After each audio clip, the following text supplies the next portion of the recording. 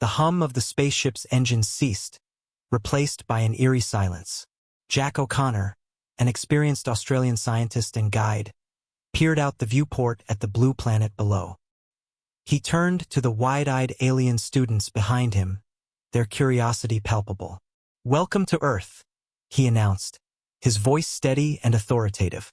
Jack O'Connor, with his rugged demeanor and deep love for Earth, was the perfect guide for this interstellar educational journey.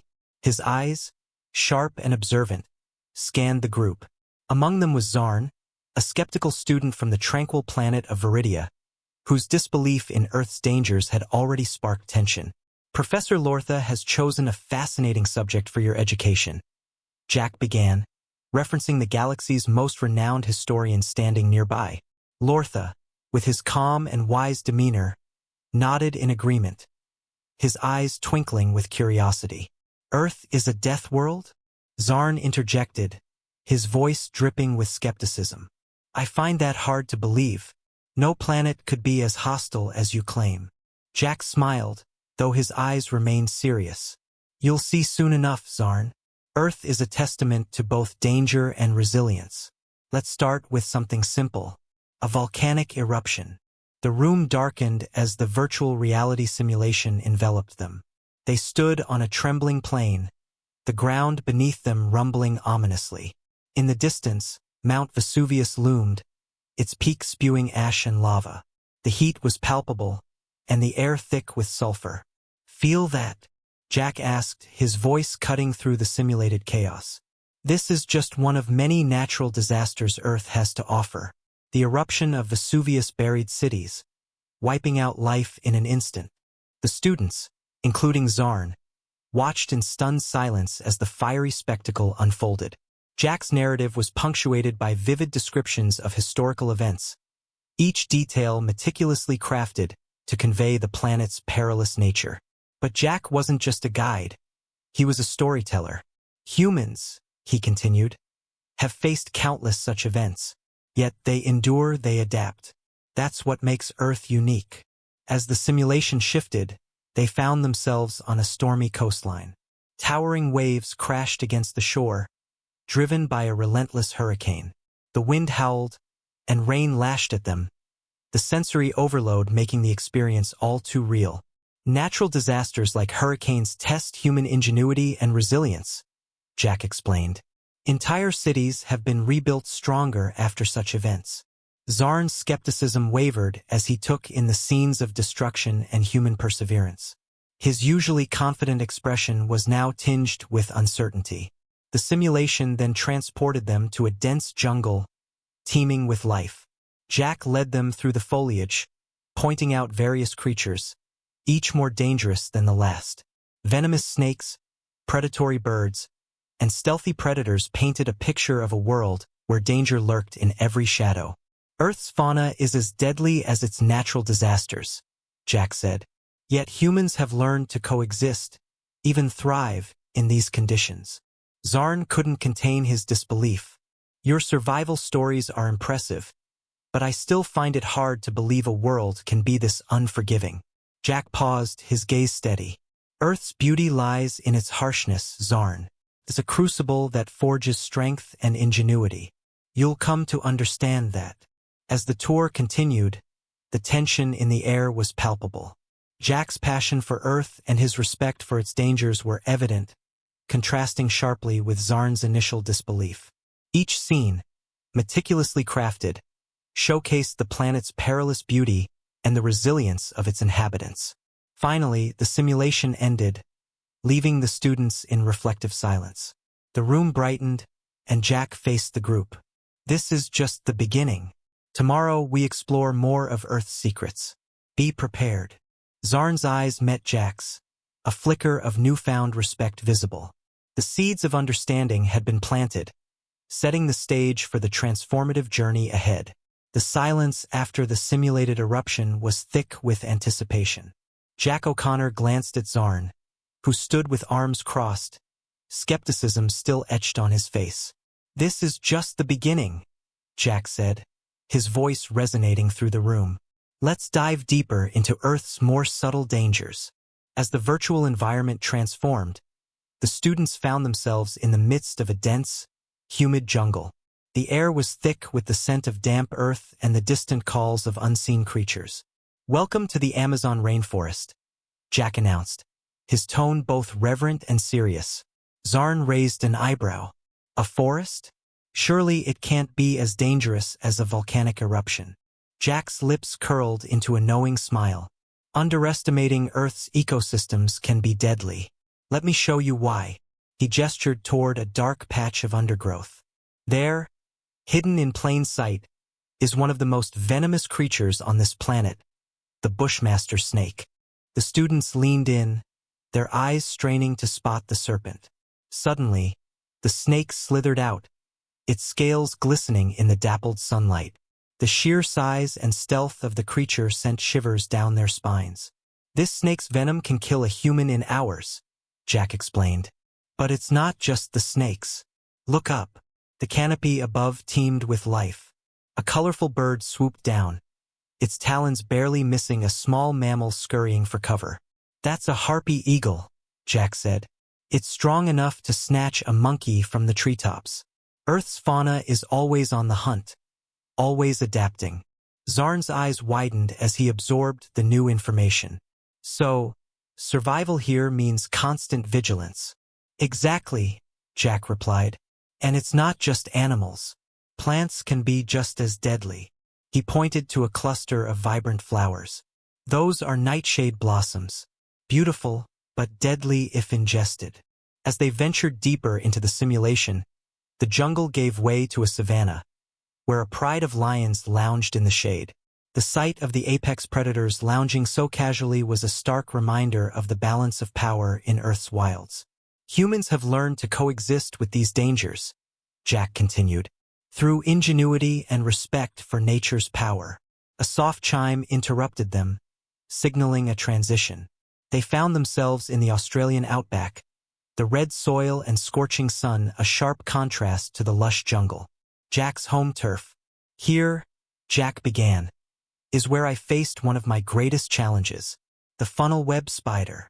He bent down, pointing to a hole in the ground. "Its bite is lethal. But even here, amidst the danger, humans thrive." Zarn, now visibly intrigued, asked, "How did you survive?" Jack straightened, meeting Zarn's gaze. "Preparation, respect for the environment, and a bit of luck. You learn to read the signs, to understand the rhythms of the land." The sun began to set in the simulation, casting long shadows across the outback. The students were silent, absorbing the gravity of what they'd witnessed.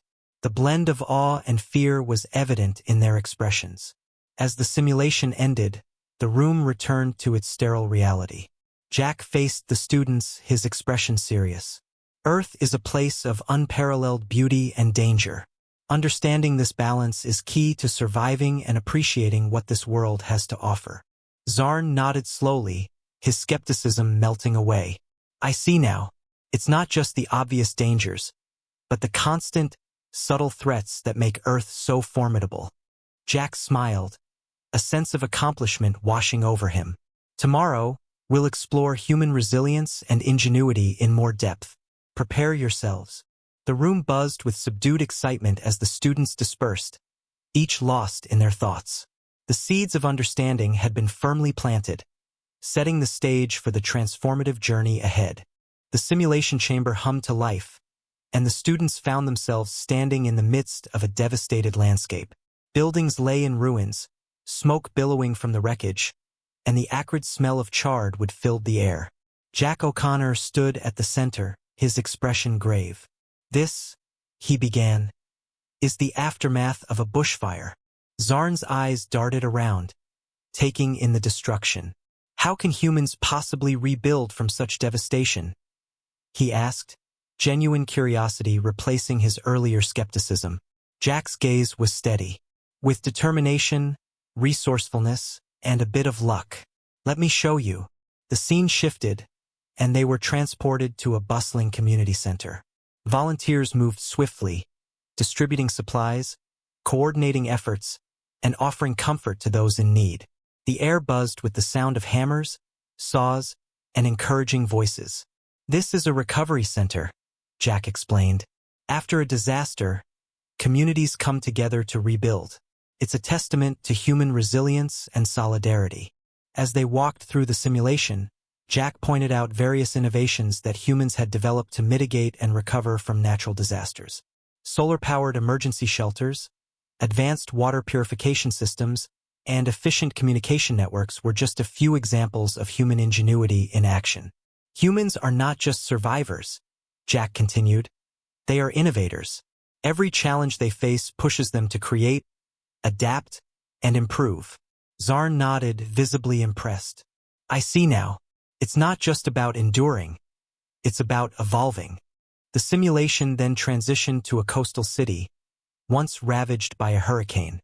The students witnessed how the city had been rebuilt with advanced infrastructure designed to withstand future storms. Elevated buildings, reinforced seawalls, and strategically placed green spaces demonstrated a blend of technology and ecological awareness. By learning from past events, Jack said, humans turn their vulnerabilities into strengths. The tension in the room rose as the simulation led them to the aftermath of a major earthquake. They observed rescue teams using drones and robots to locate and assist survivors trapped under debris. The efficiency and coordination of the efforts were awe-inspiring. "Technology plays a crucial role," Jack noted, "but it's the human spirit that drives these innovations." As they moved through the disaster zone, Zarn's earlier doubts had all but vanished. He saw firsthand the grit and determination that characterized human resilience. The students' respect for Earth's inhabitants grew with each new example of ingenuity and tenacity. Just as they were about to leave the earthquake simulation, a siren blared, and the ground began to tremble. "This is a live simulation of an aftershock," Jack warned, his voice calm but urgent. "Stay close and follow my instructions." The students huddled together, fear flashing in their eyes. Jack's presence was a steady anchor as the ground shook violently. "Remember," he shouted over the noise, "stay low and protect your head." The simulation intensified, debris falling around them, the sensory details making the experience terrifyingly real. The aftershock lasted only a minute, but it felt like an eternity. When it finally subsided, the students were visibly shaken but unharmed. Jack helped Zarn to his feet, a reassuring smile on his face. "You see, it's not just the technology or the infrastructure. It's the ability to stay calm, to think clearly, and to act decisively in the face of danger." Zarn looked at Jack, respect and gratitude shining in his eyes. "I understand now. Earth's dangers forge a strength and ingenuity that's truly remarkable." The simulation ended, and the students returned to the sterile safety of the chamber. Jack faced them, his expression serious but proud. "Tomorrow, we'll explore the social and cultural aspects of human resilience. Be ready." The students dispersed, the lessons of the day imprinted on their minds. The journey had deepened their understanding and appreciation of humanity's unique place in the universe, setting the stage for even greater revelations to come. The simulation chamber buzzed with anticipation as the students gathered for their final lesson. Jack O'Connor stood at the forefront, his demeanor serious. "Today, we delve into the social and cultural resilience of humanity," he announced. The room dimmed, and a high-stakes scenario unfolded. "Imagine a global catastrophe," Jack began. The scene around them shifting to a bustling metropolis abruptly plunged into chaos. Sirens wailed, and the sky darkened with ominous clouds. A massive asteroid impact is imminent. The ground beneath them shuddered, and the students instinctively huddled closer. Zarn, now fully invested in the lessons, looked to Jack for guidance. "What do we do?" "Stay calm and follow the evacuation protocols," Jack instructed. "Humans have contingency plans for such events, demonstrating their foresight and unity." As the virtual city around them teetered on the brink of disaster, emergency broadcasts flickered on screens, directing people to shelters. The efficiency and organization of the evacuation were evident, showcasing human adaptability in the face of existential threats. "Notice how quickly people mobilize," Jack pointed out. It's not just about individual survival, but the collective effort to save as many lives as possible. The tension rose as the simulation depicted the asteroid's impact. A blinding flash of light, a deafening roar, and the ground heaved violently. Buildings crumbled, and a shockwave rippled through the city. The students could feel the heat and pressure, their senses overwhelmed by the catastrophe.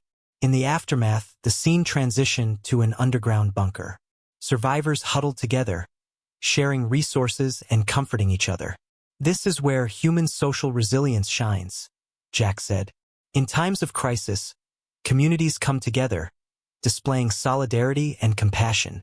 Zarn watched intently as the survivors worked together to rebuild, distributing food, tending to the injured, and organizing search efforts for those still trapped. "It's remarkable," he murmured. "The sense of community, the drive to help one another." Jack nodded. "It's this unity that enables humans to overcome the most daunting challenges. Their cultural resilience is just as important as their technological innovations." As the simulation progressed, the students witnessed the long-term recovery efforts. Rebuilding efforts were swift, with new structures designed to withstand future disasters. The resilience and ingenuity of humanity were on full display. Just as the simulation neared its conclusion, an alert sounded, and the scene shifted back to the initial chaos. "A secondary impact," Jack explained. "Even in the face of compounded disasters, humans adapt and persevere." The students, guided by Jack, navigated through the renewed chaos. The tension was palpable as they followed evacuation routes, aiding virtual civilians along the way. Zarn took charge, directing his fellow students and ensuring everyone stayed together. "We must remain united," Zarn shouted over the din. "We'll make it through this if we stick together." Jack watched with pride as Zarn embodied the lessons of resilience and leadership. The secondary impact simulation ended, and the students found themselves back in the calm of the simulation chamber. Jack addressed the group, his voice filled with admiration. "You've seen firsthand the strength and unity that define humanity. It's not just their ability to survive, but their unwavering spirit and collective effort that make them extraordinary." Zarn stepped forward, his earlier skepticism completely replaced by respect and understanding. "Thank you, Jack. I now see why Earth is called a death world, but more importantly, I understand the remarkable resilience of its people." Jack smiled, feeling a profound sense of accomplishment. "Remember these lessons as you return to your worlds. The true strength of humanity lies not just in their survival, but in their unity and perseverance." The students departed, each carrying with them a newfound respect for Earth and its inhabitants. The journey had been transformative, leaving an indelible mark on their understanding of resilience and the power of the human spirit.